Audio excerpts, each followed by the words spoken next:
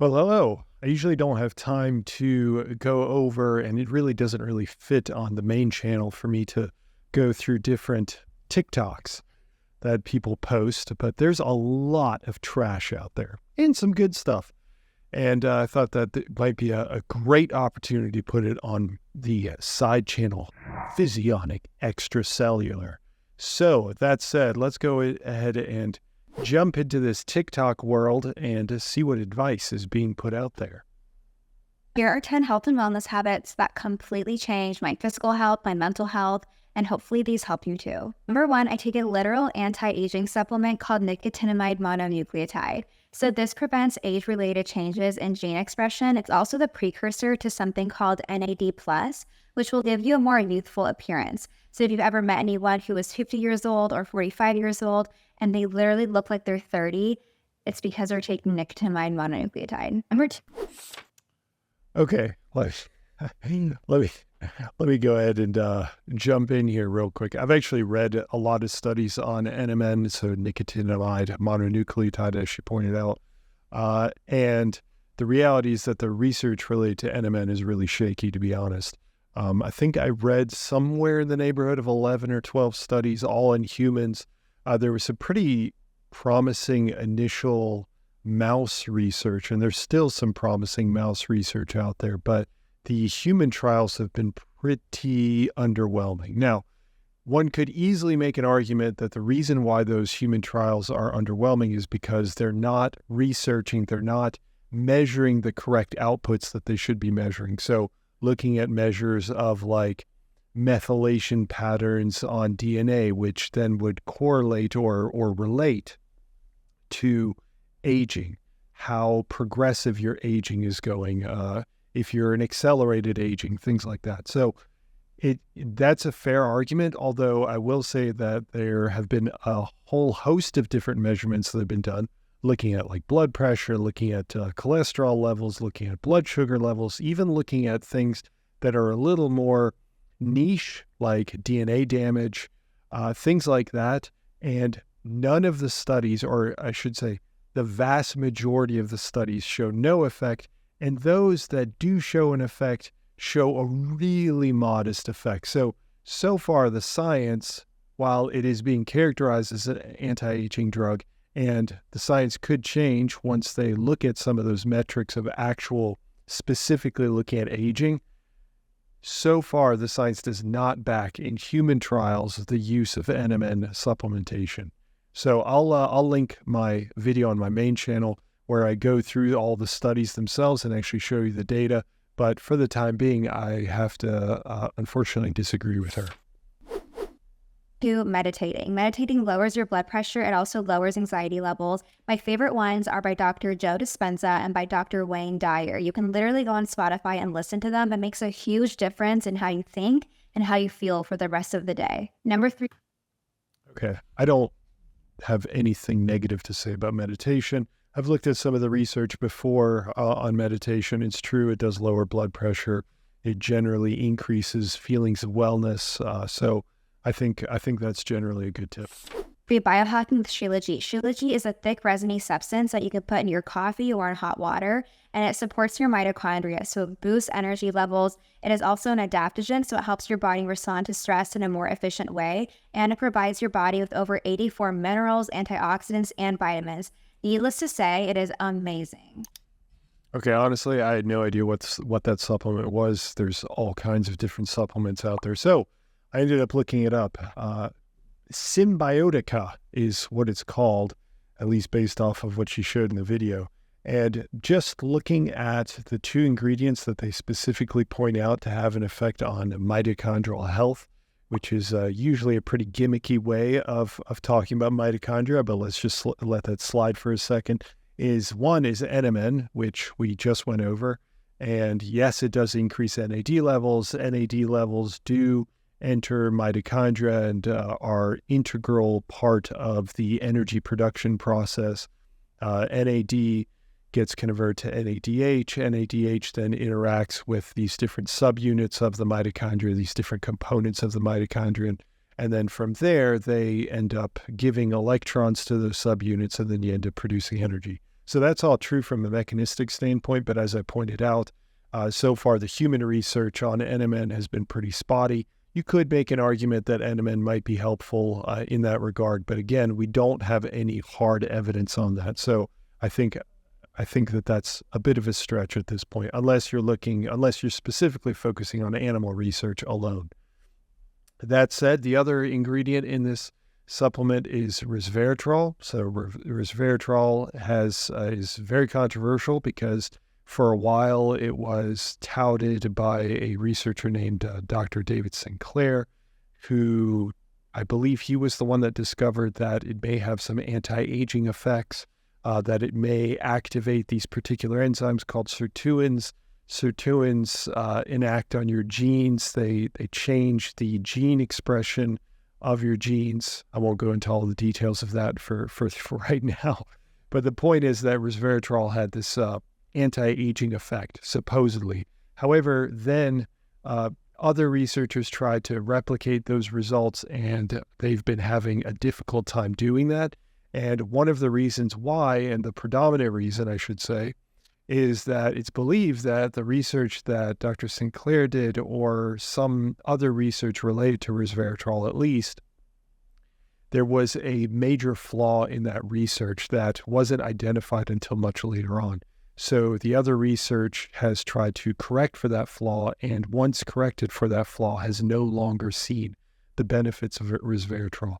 Now, that's just one line of evidence. I still need to go into far more depth on that research, but so far, my impression is that from first glance, this may change in the future, but from first glance, resveratrol is not nearly as potent a molecule as was initially believed. So I think that this supplement seems like it's a waste of time and waste of money.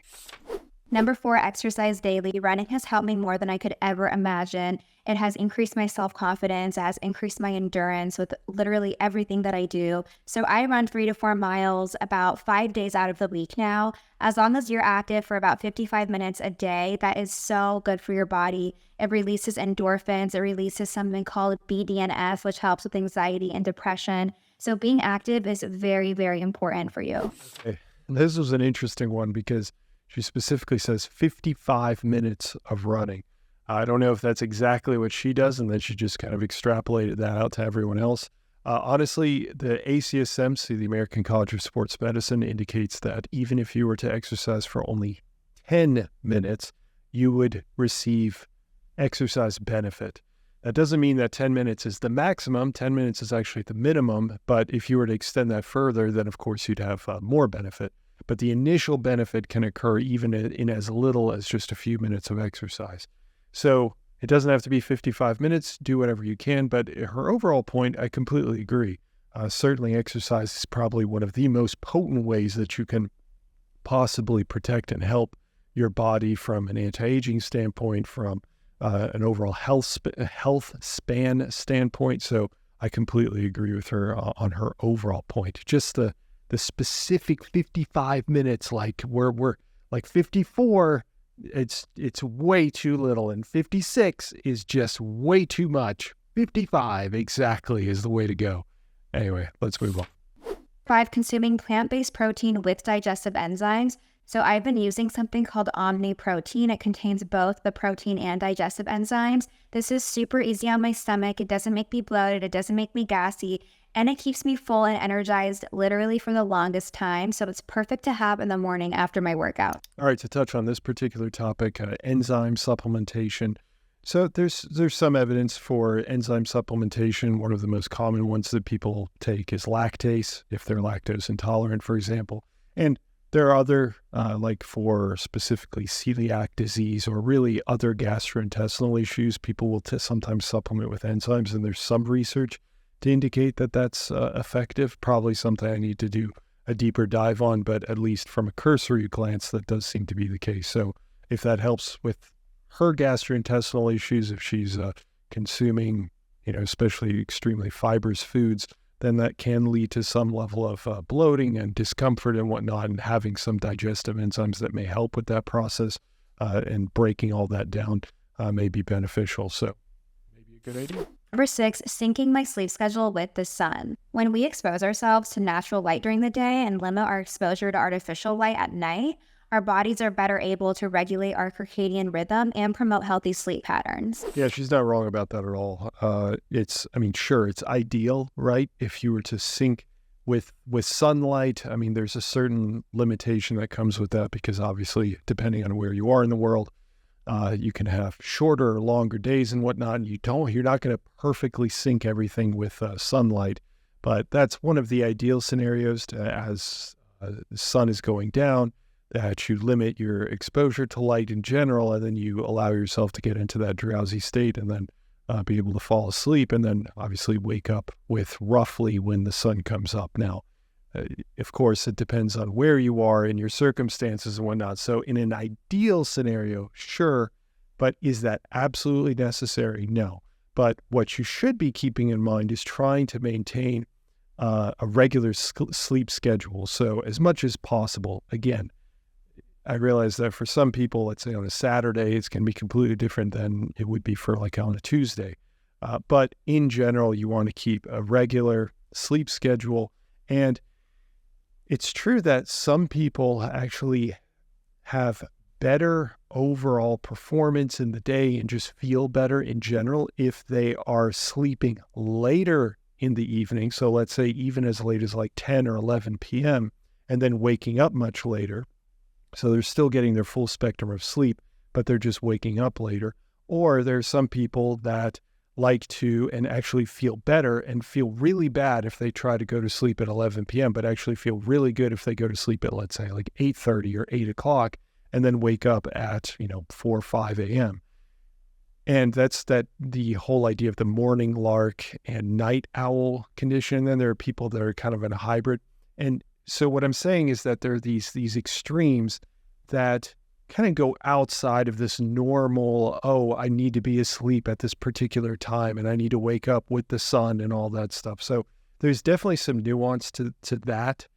But as a general rule, trying to aim for around when the sun goes down and when the sun goes back up is probably a good general rule, but certainly don't feel guilty or anything if you can't stick to that perfectly. I'll tell you from my personal experience, not that this is about personal experience, I try my best, and if I don't hit it, that's cool. The next day might be good, might be bad, so be it. Number 7, taking supplements that your body needs. So for me, I take ashwagandha, magnesium, L-theanine, saffron, turmeric, zinc, omega-3. These are things that really have helped my anxiety, has helped my mood, how my brain functions. And most of us are deficient in magnesium anyway, so it's always a good idea to supplement with magnesium glycinate. To be completely honest, no, you don't need to supplement. You don't need to supplement with anything if you have a good, holistic, overall diet. There's zero need for supplementation. Supplements are usually an additive to what you already have. And there are certain supplements that it would be difficult to get an extra amount of in your food, especially if, for example, I'll give you one example. There's a supplement called creatine. Creatine is extremely popular. It's extremely beneficial across a whole number of different metrics. However, there's a group of people that don't need to supplement with it because their body endogenously, their body just naturally produces a good amount of it.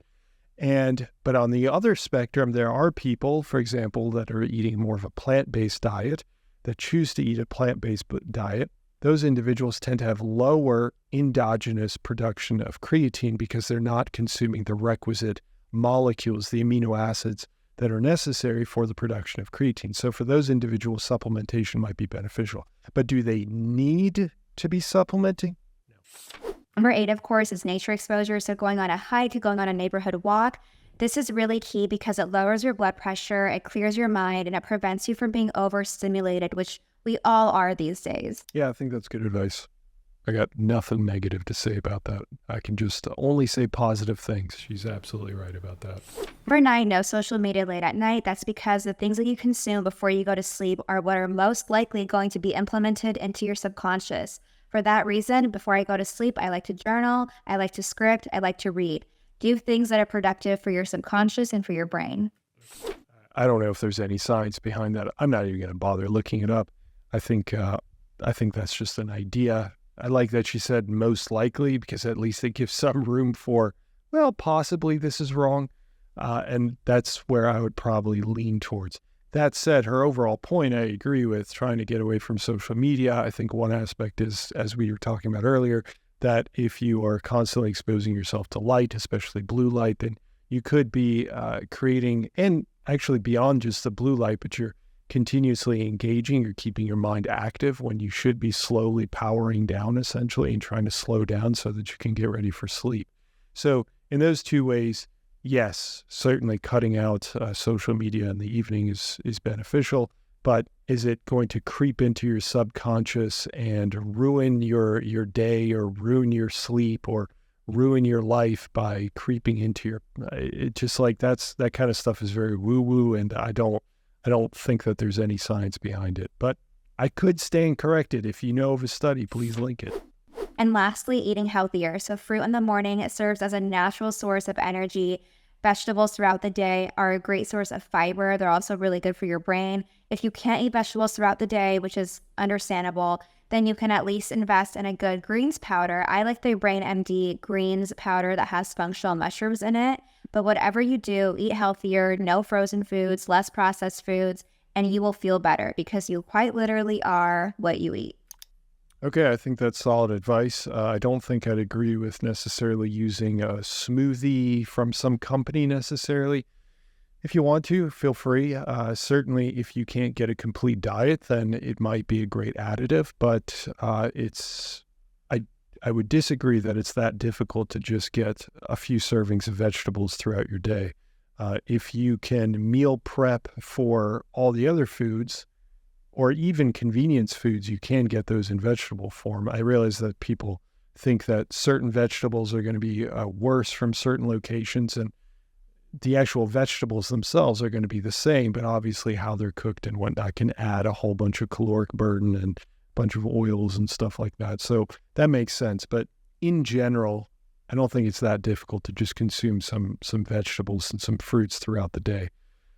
So it's probably not necessary to jump onto the supplement train. I mean, if you're going to spend the money and the time on the supplement train, you might as well just spend that little bit of time and reduce your cost by just making sure that you make your own vegetables.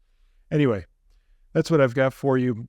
Not too horrible advice. I mean, TikTok's filled, like I said, with a ton of just trash out there, but some of it I disagree with, some of it I agree with, some of it just seems like it's just kind of plucked out of thin air, like the 55 minutes of running or exercise. But the actual concept, the actual idea, yeah, you should be exercising, absolutely. So if you like this kind of content, certainly feel free to stick around, and I'll catch you in the next one. See ya.